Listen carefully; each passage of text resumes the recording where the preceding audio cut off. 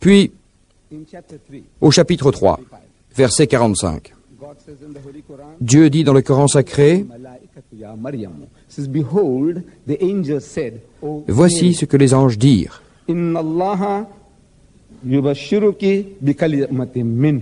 That God Almighty gives you glad tidings, the good news of a word from Him.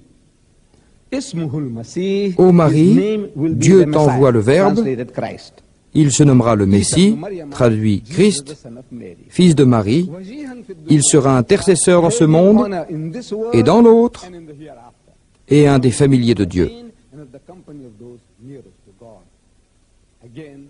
Encore une fois, Jésus est le Messie, et parmi les plus proches de Dieu. Nous disons, et je pense que les chrétiens disent la même chose, qu'il est à la droite de Dieu. Comme les chrétiens le diraient, assis à la droite de Dieu.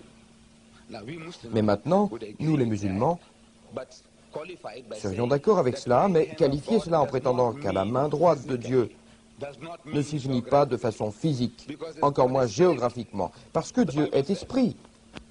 La Bible dit, Dieu est esprit, et ceux qui l'adorent doivent l'adorer dans la vérité et en esprit, pas dans la forme, l'aspect ou la taille. Un être spirituel qui pénètre l'univers entier.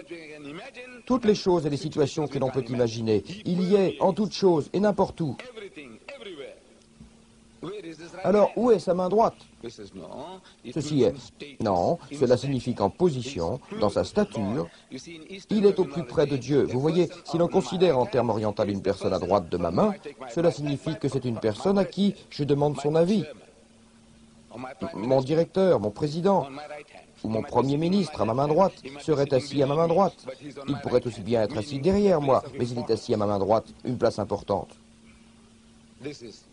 C'est la position de Jésus, en compagnie des intimes de Dieu. Mais nous n'allons pas interpréter cela physiquement ou géographiquement, car Dieu Tout-Puissant n'est pas comme un homme assis sur une chaise dans toute sa gloire ou sur un trône, et Jésus-Christ à sa droite comme une puce. Non, non, non.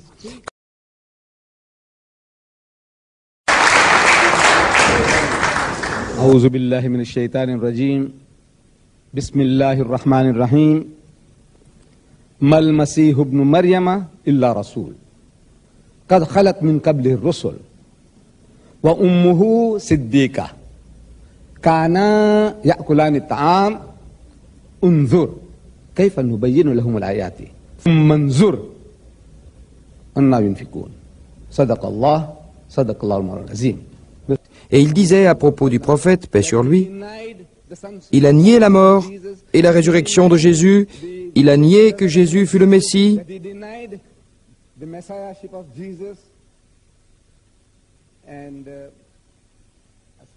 et je dis non.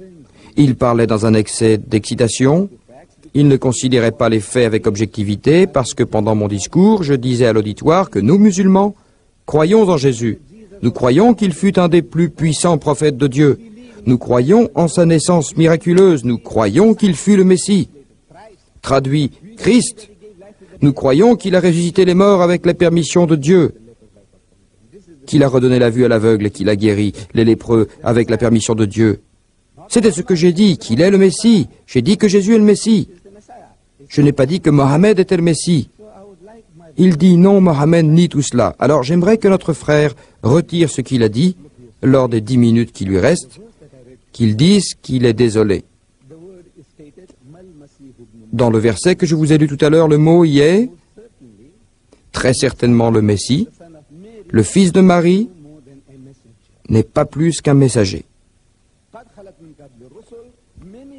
Nombreux sont les messagers qui sont passés avant lui. Et sa mère était une femme vertueuse. Elle était une sainte femme, paix sur elle. Marie, la mère de Jésus, elle était une femme vertueuse, une sainte femme. Et tous les deux mangeaient de la nourriture. Nous mangeons tous de la nourriture. Pourquoi Dieu Tout-Puissant veut-il attirer l'attention sur le fait qu'ils mangeaient, la mère et le fils, de la nourriture tous les deux? Parce qu'il essaye de vous dire que quiconque mange de la nourriture ne peut jamais être un Dieu. Il est digne d'adoration. Dans l'Église catholique romaine, les gens adorent Marie en tant que mère de Dieu. Les chrétiens en général disent que Jésus est Dieu et ils l'adorent. Dieu dit que tous les deux mangeaient de la nourriture. En d'autres termes, si vous mangez de la nourriture, vous allez subir l'appel de la nature. Vous aurez besoin d'aller aux toilettes. Maintenant, pour ce qui concerne, vous voyez que cela devient absurde quand on pense que Jésus-Christ est Dieu. Un homme que l'on aime, que l'on respecte, que l'on révère. Mais si vous dites qu'il est Dieu, alors il doit avoir les qualités de Dieu. Qu'est-ce que Dieu, le créateur du ciel, de la terre? A-t-il été créé? Non, vous dites que non. Paul parle ainsi. Et c'est ainsi qu'il dit, Jésus a-t-il dit cela? Qu'il a créé le ciel et la terre? Non, il n'a pas dit cela. Alors je dis que s'il est Dieu, quelles peuvent être ses occupations? Ce Dieu qui vous accompagne pendant 30 ou 33 ans, à quoi est-il occupé? Le métier de Jésus était celui de charpentier. Ce Dieu était donc vraiment un charpentier. Dans Saint Marc, chapitre 6, verset 3, et Saint Matthieu, chapitre 13, verset 55, ils disent « Fils d'un charpentier ». C'est un charpentier et il est le fils d'un charpentier. Cela ne convient pas à Dieu. Jésus, s'il est Dieu, il est décrit comme un Dieu dormant. Dieu ne dort pas. Le Coran dit, ni il ne dort, ni le sommeil ne l'emporte. Mais ce Dieu, entre guillemets, s'il était Dieu, je lis Saint Matthieu, chapitre 8, verset 24, il dormait. Dieu dormait. Saint Luc, chapitre 8, verset 23, il tomba de sommeil.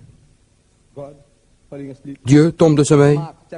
Marc, chapitre 4, verset 38, il était à la partie arrière du bateau dormant sur un oreiller. Dieu, j'ai lu ça, s'il vous plaît.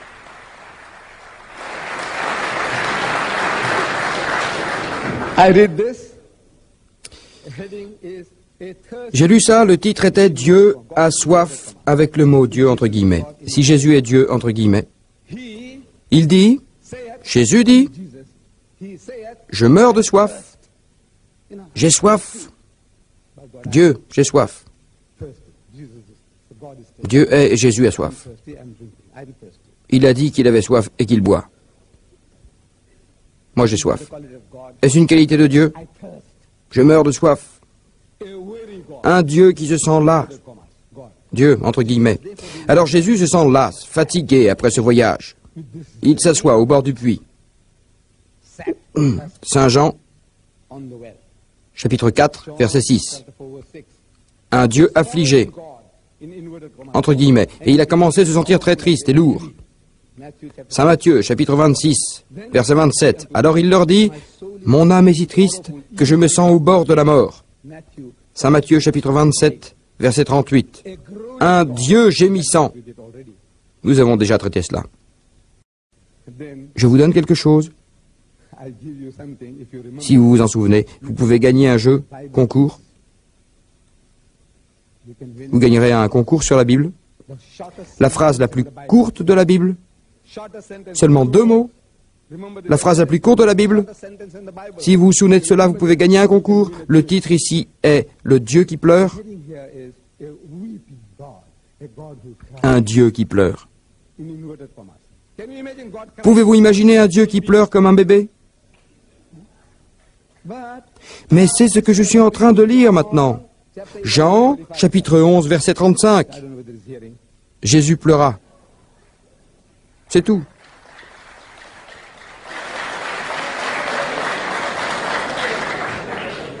John, chapter 11, verse 35. Jésus pleura. Il pleura. Donc, ce Dieu, Jésus, s'il était Dieu, s'il est Dieu, entre guillemets, il a été tenté par toutes les choses, comme vous et moi.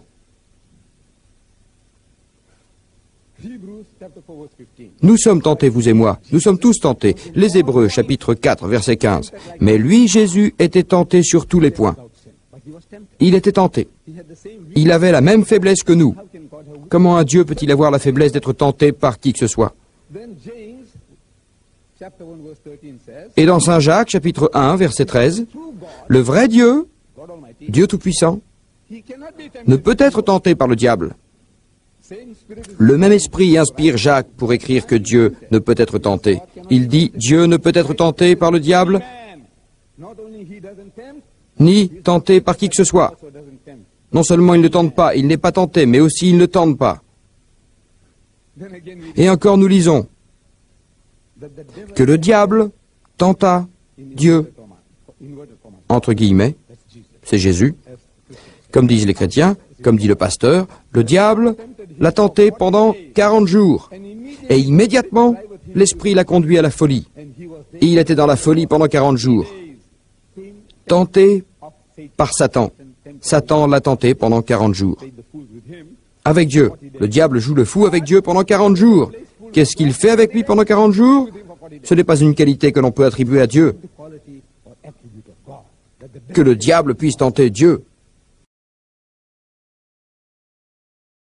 leave out being God. Laissez le fait d'être Dieu. Oubliez pour le moment le fait qu'il soit Dieu. Écoutons Jésus et son humilité. Matthew chapter 19, Dans Saint Matthieu, chapitre 1, 16. versets 16 et 17. And behold, Et voyez, and behold, et voyez-vous, one came quelqu'un s'approcha de lui him unto Jesus. et lui dit à Jésus, Good master, Bon maître, good master. bon maître, What good thing shall I quelle do bonne action puis-je faire pour m'assurer la vie éternelle? And he said unto Et il lui him, répondit, Jesus says unto Jésus lui répondit, Why callest Pourquoi thou me qualifies-tu de bon? me- What you calling me Pourquoi good me for? dis-tu bon? Why callest thou me good? Nul ne peut être bon There is none good but que one. Dieu. That is God. Seul Dieu est bon. Is good. Il est la bonté même. He refuses Il refuse que l'on puisse le qualifier de bon. Comment voulez-vous qu'il demande qu'on l'appelle Dieu?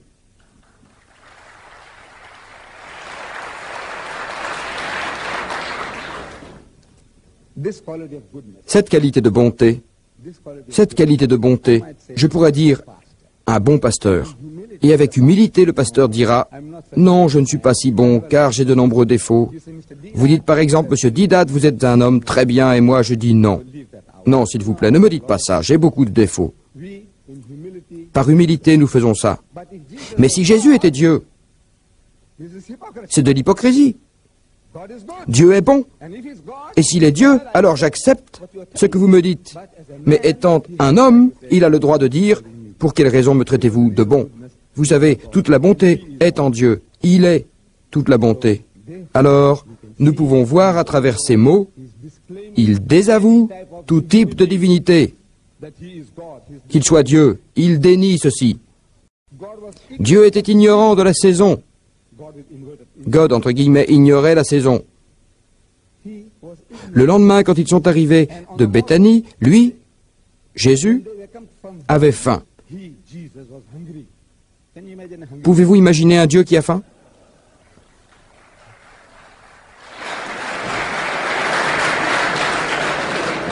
By God, I'm not making a mock. Je vous jure que je ne me moque pas de Jésus. When you say Quand vous me dites que ce genre de choses font partie des qualités de Dieu, j'essaie simplement d'attirer votre attention sur le fait que Dieu n'a pas faim, il n'a pas faim. Il vous nourrit, mais lui, il n'est pas nourri. he doesn't need Dieu n'a pas besoin des choses dont nous avons besoin. diet. He was hungry. Du poisson bouilli et du miel ne sont pas son régime. Il avait faim.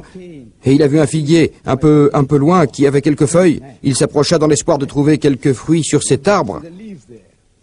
And when he came to it, he found Un homme qui a faim. Why?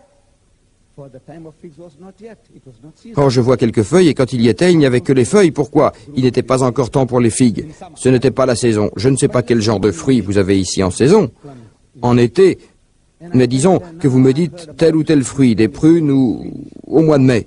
Je viens, And I come here and say, I want par exemple. J'ai entendu des Suédoises, par exemple. Je viens et je dis j'ai envie de vos prunes. Vous me dites, Monsieur Didat, nous sommes au milieu de l'hiver et nous n'avons pas de prunes en hiver. Vous devriez venir au mois de mai, juin ou juillet. Bon, je peux connaître cette erreur. Vous pouvez commettre une telle erreur. Vous vous attendez à une sorte de fruit et vous venez en Afrique du Sud. Je parle de délicieux fruits que nous avons là-bas et vous venez hors saison. Vous savez, c'est litchis que nous avons en décembre. Si vous venez en juillet ou en juin, je dirais, personne ne vous tiendra à rigueur pour cela, pour ne pas savoir ce qui pousse dans cette saison ou ce qui ne pousse pas. Mais Dieu Tout-Puissant, know what is in devrait savoir ce qu'il y a dans la saison et ce qu'il n'y a pas.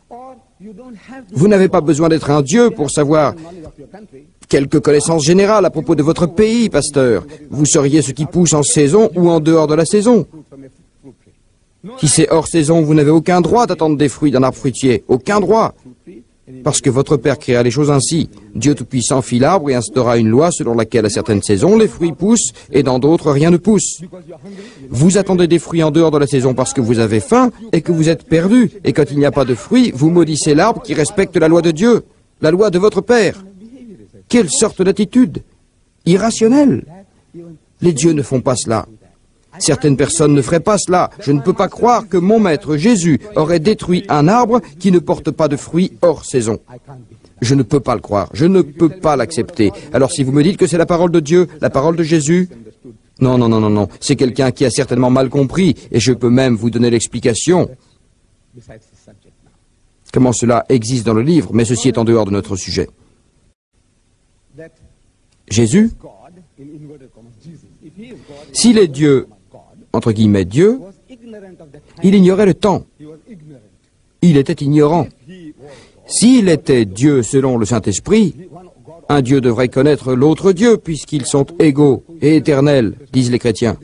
Ils doivent se reconnaître entre eux.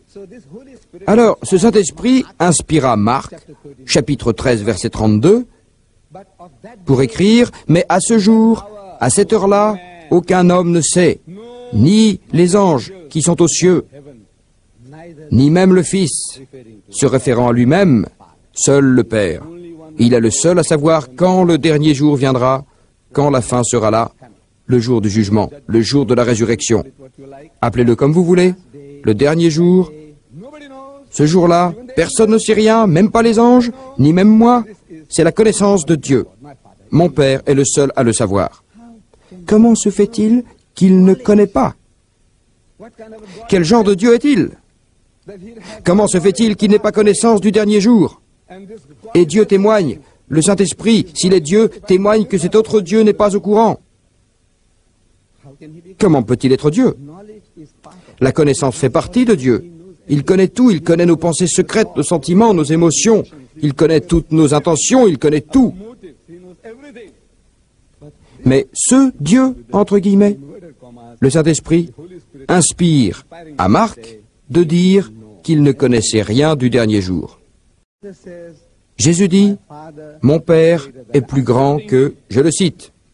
« Mon Père est plus grand que moi. » Plus loin, il dit, « Mon Père est plus grand que tout. » Plus loin, il dit encore, « De ma propre personne, je ne peux rien faire. » Je cite, monsieur. Il a dit, « Les mots que je vous dis ne sont pas les miens, mais le Père qui m'a envoyé m'a chargé de transmettre un commandement de ce que je devrais dire. » Et ce qu'il a dit était la vérité. Ce que Jésus a dit était la vérité. Peut-être comprenez-vous les choses différemment, mais je suis préparé à... Je mettrai mon cou sous la guillotine, coupez ma tête si vous le voulez, mais montrez-moi l'autorité de Jésus. Ce que Jésus dit, je suis Dieu, ou adorez-moi. Mais vous savez quoi? Vous allez voir pendant les 10 dernières minutes. Je parle dans un anglais très simplifié, je parle dans un anglais de base. Je veux la parole de Jésus. Où Jésus dit-il, j'espère que vous comprenez tous mon anglais, où Jésus dit-il, je suis Dieu, où Jésus dit-il, adorez-moi.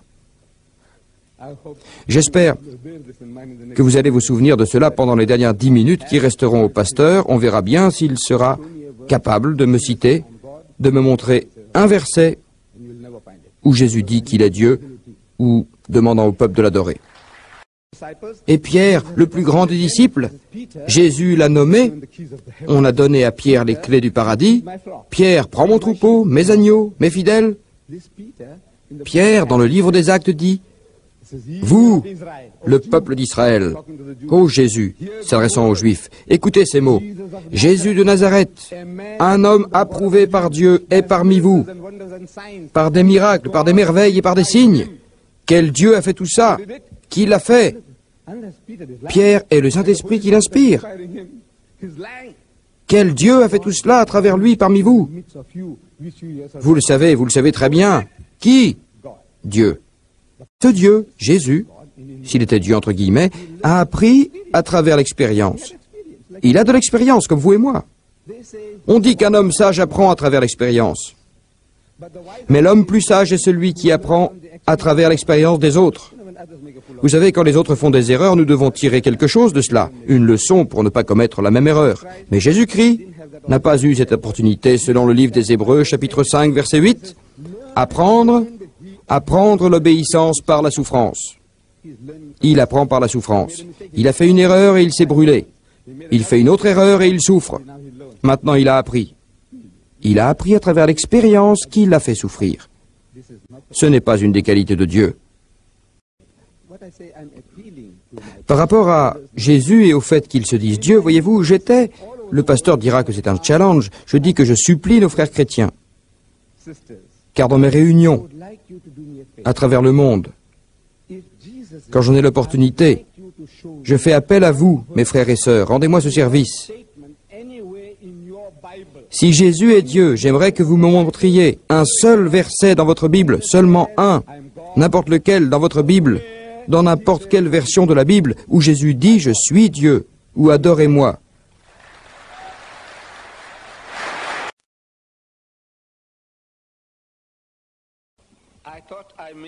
Je pensais avoir été suffisamment clair si l'on considère que nous acceptons l'existence de Jésus. J'ai dit, et je le répète, que Jésus-Christ, et nous le croyons, était un des plus puissants messagers de Dieu. J'ai dit que nous croyons en sa naissance miraculeuse, à laquelle beaucoup de nos chrétiens contemporains ne croient plus aujourd'hui. Nous croyons en ses nombreux miracles, comme ceux de ressusciter les morts par la permission de Dieu, et de guérir les aveugles de naissance, et aussi des lépreux par la permission de Dieu. Puis j'ai dit, il y a un point où les chemins se séparent. Vous dites que c'est Dieu et nous disons qu'il n'est pas Dieu. Vous dites qu'il est l'incarnation de Dieu et nous disons que Dieu ne s'incarne pas. Est-ce que c'est une attaque? Ou bien nos positions vous convainquent-elles quand on dit, voyez, voici notre position, plutôt qu'hypocritement vous racontez, vous savez, il a accompli beaucoup de miracles, il a parlé étant enfant et tout cela, etc. Voici la question. C'est ainsi que je parle. Vous croyez que je me justifie, mais même maintenant, vous croyez que je me justifie. Alors écoutez, je vais vous prouver par votre propre livre que vous ne comprenez pas bien ce que vous lisez. Faisons-le devant tout le monde. Faisons-le avec vous. Alors, Messiah, Messie. Jésus est le Messiah, il est le Messie qui se traduit Christ. Maintenant, cette expression, Christ, cela en fait-il un Dieu? C'est ce que les chrétiens pensent, que le mot Christ, il est le Christ. Ils pensent que c'est un type de qualificatif pour décrire Dieu sous sa forme humaine. Non. Que signifie Christ? Le mot provient du terme, le mot hébreu Messiah, en arabe, Messie. Il provient de la racine du mot Masaha en arabe et en hébreu. Masaha signifie frotter, masser et oindre. Les prêtres et les rois étaient oints lorsqu'ils étaient consacrés dans leurs offices. Regardez, c'est comme une cérémonie de couronnement, ou bien comme votre cérémonie de remise de diplôme. Les prêtres et les rois, dans le bon vieux temps, avaient l'habitude d'être oints avec l'huile sacrée ou avec de l'eau. Ainsi, à compter de ce jour, vous êtes notre imam, vous êtes notre prêtre. Ou à compter de ce jour, vous êtes notre gouverneur, vous êtes notre roi, souverain. Les prêtres et les rois étaient soumis à cette coutume. Ainsi, nous avons le mot Messiah, qui signifie oint, qui signifie nommé. C'est ce que cela signifie, nommé par Dieu. Ainsi, Jésus était une personne nommée, ointe par Dieu. Une respectable, très respectable position. Et ce n'est pas le seul terme de la Bible. Dans le Coran, c'est le terme unique. Et Jésus y est la seule personne mentionnée par ce terme, ce titre. Messie, Jésus, uniquement. Mais dans la Bible, c'est une expression très courante. Messiah, Messie. Vous le lisez dans la Bible, dans mon propre livre, Le Christ dans l'Islam. Je ne sais pas s'ils sont disponibles ici, mais nous les fournissons gratuitement depuis l'Afrique du Sud. Nous en avons imprimé plus de 200 000 jusqu'à ce jour. Distribution gratuite. Je vous donne des références, de nombreuses références de cette Bible, où ce mot est utilisé pour d'autres êtres, ou choses et choses, pas seulement l'espèce humaine, mais des objets inanimés. Oint. Le mot que vous trouvez est oint. Oint. Les prêtres étaient oints. Les cornes étaient ointes. Vous savez, c'était les espèces de couronnes de l'ancien temps. Ils avaient l'habitude de porter des cornes pour montrer combien ils étaient vigoureux. Vous voyez ces chefs, les cornes étaient ointes. Les piliers, vous savez, les colonnes étaient ointes. Les colonnes étaient ointes. Les peaux et les poils étaient ointes. Qu'est-ce que cela signifie? Oint, des peaux et des poils. Les Hébreux, dans la Bible hébraïque, le mot est Messiah. Les peaux et les poils étaient des Messiahs. Les piliers étaient des Messiahs. Ils ont fait des piliers. Les Messiahs, vous avez des peaux, vous avez des peaux et des poils. Vous savez, les femmes cuisinent avec. Vous voyez quelquefois, ce sont des termes très communs. Je reste perplexe.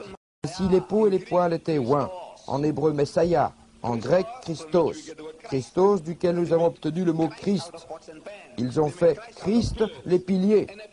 Et un païen du nom de Cyrus, dans le livre d'Ésaïe, chapitre 45, verset 1, Dieu dit, « C'est moi qui t'ai nommé ainsi. » Quoi? Christ. Je t'ai appelé Christ, Messiah. Bien que tu ne me connaisses pas, ce qui signifie, toi infidèle, toi polythéiste, toi païen, tu ne me connais pas. Il ne reconnaît pas Dieu comme le seul et unique Dieu. Tu ne me connais pas, pas encore, toi que j'ai consacré, Cyrus le consacré en hébreu. Messiah, en grec, Christos. Un païen, Dieu l'appelle Christ. Si Dieu Tout-Puissant appelle un païen un mouchrik, un polythéiste, Christ, je demande ce que cela signifie. La chose est qu'un jeu a été joué par notre traducteur de la Bible. Chaque fois qu'il y a une référence à d'autres êtres ou choses, ils utilisent le mot oint, oint, oint. Ainsi, vous ne l'associez pas avec Messiah, Messiah, Christ, Christ. Vous comprenez? C'est le jeu qu'ils ont joué en traduisant.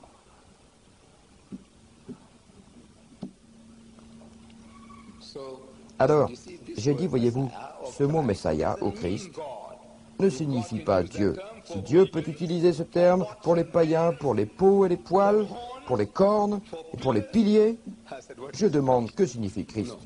Non, nous disons, regardez, c'est un terme respectueux que nous donnons à Jésus. Il est oint, il est choisi par Dieu. Il est un authentique homme de Dieu. Mais il n'est pas Dieu.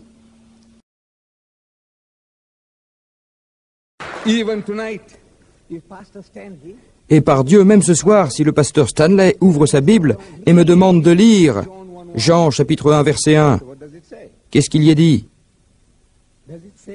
Est-ce qu'il est dit, selon des mots venant de Jésus, qu'il est Dieu et qu'il dit adorez-moi? Non. Alors qu'est-ce qu'il y est dit? Jean dit, au commencement était le Verbe était avec Dieu et le Verbe s'est fait chair. Demandez aux savants chrétiens où est-ce que Jean a trouvé ces mots.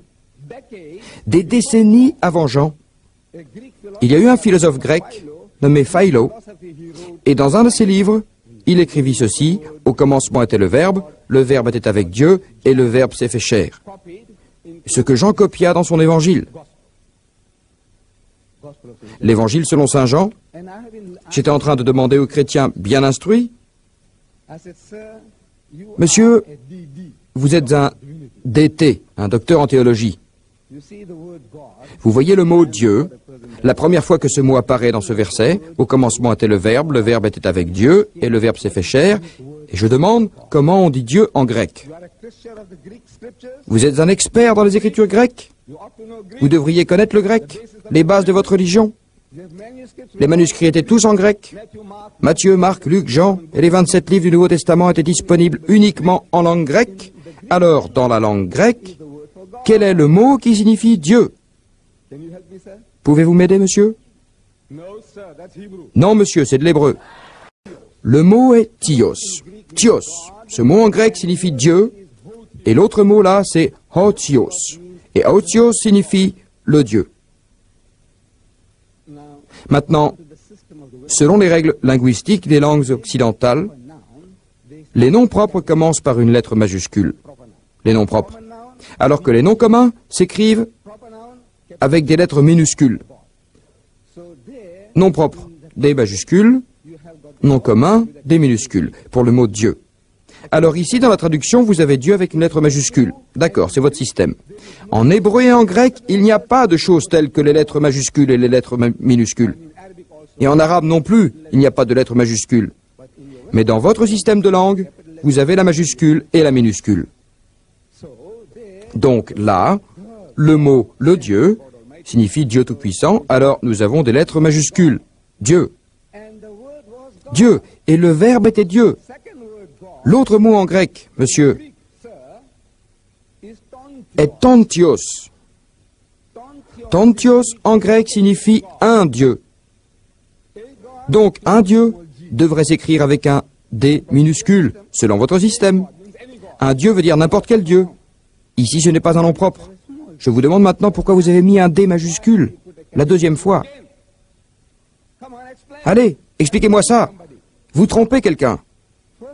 La première fois, le D majuscule était valable, acceptable. La deuxième fois, ça devrait être un D minuscule. Pourquoi avez-vous mis un autre D majuscule? Vous avez ainsi créé une signification différente pour insinuer que c'est Dieu Tout-Puissant. Un Dieu signifie n'importe lequel. Dans le livre des Corinthiens, vous lisez « Et le diable est le Dieu de ce monde ». Il est le Dieu. Hatios en grec. Mais vous lui donnez un D minuscule, et je voudrais savoir pourquoi. Si c'est Hatios, le Dieu, selon votre système, monsieur, vous, les gens bien instruits, devez mettre un D majuscule pour le Dieu. Et le diable. Mais non. Vous jouez à votre aise dans ces manuscrits. Vous les traduisez comme bon vous semble. Et dans l'Ancien Testament, Dieu Tout-Puissant parle à Moïse et dit « Vois, je te fais Dieu face au Pharaon. Je te fais Dieu. » J'aimerais savoir maintenant pourquoi c'est noté en lettres minuscules. Le diable devrait prendre un D majuscule. Moïse devrait avoir un D majuscule. Et vous leur avez donné des D minuscules. D'où prenez-vous les D majuscules et les D minuscules? Pas en hébreu ni en grec. C'est tout simplement ce à quoi vous voulez croire et faire croire aux gens. Ce n'est pas une traduction fidèle.